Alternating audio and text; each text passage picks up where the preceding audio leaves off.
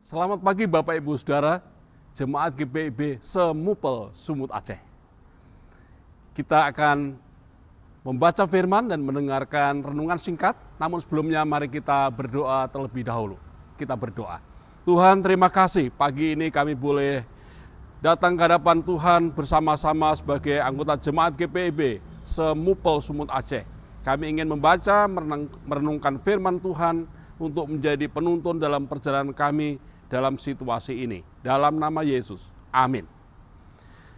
Bapak Ibu Saudara, bacaan kita diambil dari Yohanes pasal yang ke-6, ayat 16 hingga ayat yang ke-21. Demikian firman Tuhan. Yesus berjalan di atas air. Dan ketika hari sudah mulai malam, murid-murid Yesus pergi ke danau, lalu naik ke perahu dan menyeberang ke Kapernaum. Ketika hari sudah gelap, Yesus belum juga datang mendapatkan mereka. Sedang laut bergelora karena angin kencang. Sesudah mereka mendayung kira-kira 2-3 mil jauhnya, mereka melihat Yesus berjalan di atas air mendekati perahu itu. Maka ketakutkanlah mereka. Tetapi ia berkata kepada mereka, "Aku ini, jangan takut." Mereka mau menaikkan Yesus ke dalam perahu, dan seketika itu juga perahu itu sampai ke pantai yang mereka tujui. Demikian pembacaan kita. Bapak Ibu Saudara, hari-hari ini kita mengalami banyak masalah. Masalah kesehatan, masalah pekerjaan, masalah hubungan, masalah keuangan, ada banyak masalah lain. Dan masalah ini dialami oleh semua orang. Orang muda, orang tua, orang kaya, orang miskin, orang berpendidikan, orang tidak berpendidikan, orang Indonesia, orang di seluruh dunia. Kita mengalami masalah. Mereka baru saja menyaksikan suatu mukjizat yang luar biasa. Yesus memberi makan 5.000 orang. Lalu pada malam harinya, petang harinya, mereka meninggalkan Betsaida menuju ke Kapernaum. Mereka harus menyeberangi danau Galilea itu. Mereka naik perahu.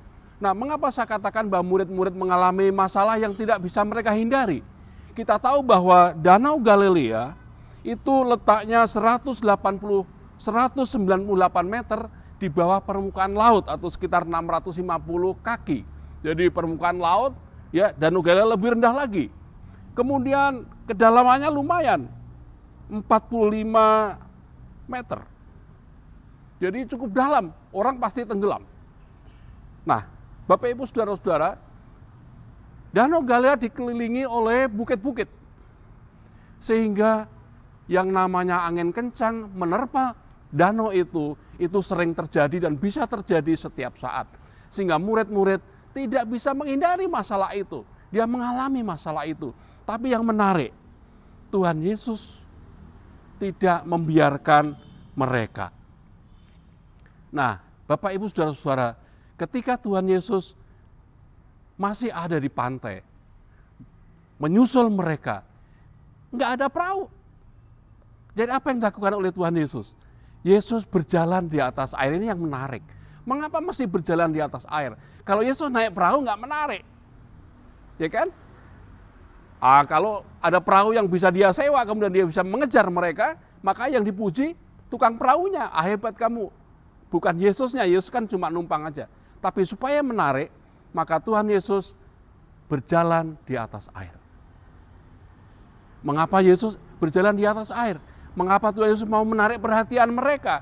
Karena Tuhan Yesus ingin murid-murid tidak fokus pada masalah, murid-murid fokus pada Tuhan Yesus. Murid-murid berjuang, mereka mengatasi masalah memang bagus. Dan murid-murid tidak bertengkar, itu yang saya suka. Murid-murid tidak saling menyalahkan satu sama lain. Mereka terus bekerja mendayung perahunya. Tetapi yang menarik, Tuhan Yesus merasa ini nggak cukup.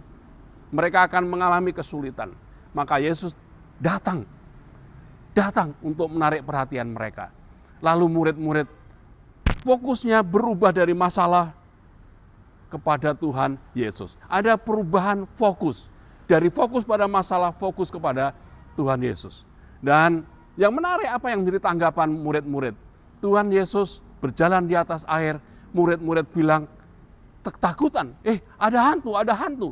Tapi Yesus bilang, jangan takut, itu bukan hantu. Saya ini, saya. Ia mau katakan, aku Yesus.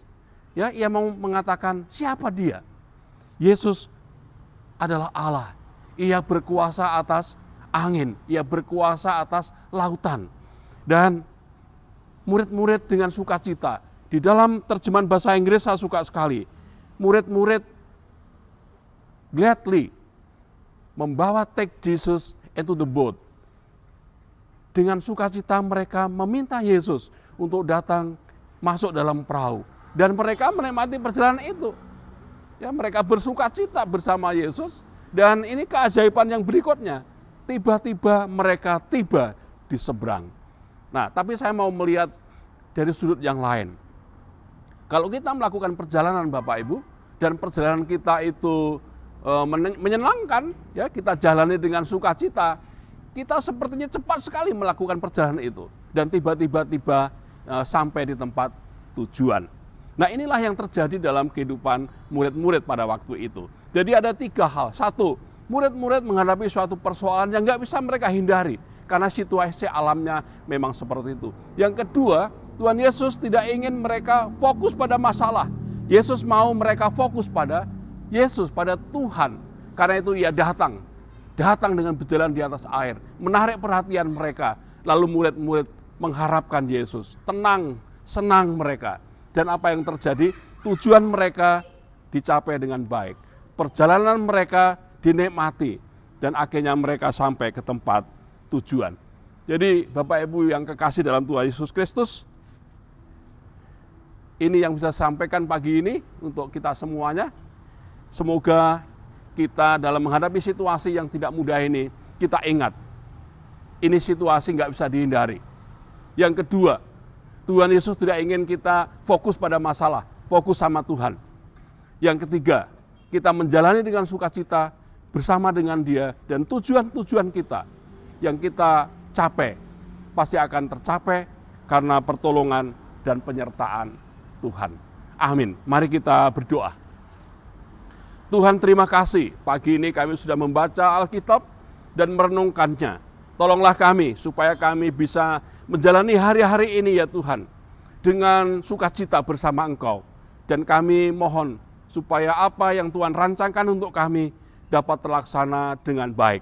Dalam nama Tuhan Yesus, kami menyerahkan seluruh jemaat Tuhan GPIB semupel Sumut Aceh dapat dipelihara, ditolong, dipimpin, diberkati oleh Tuhan. Terima kasih Tuhan Yesus. Demi nama-Mu kami berdoa. Amin.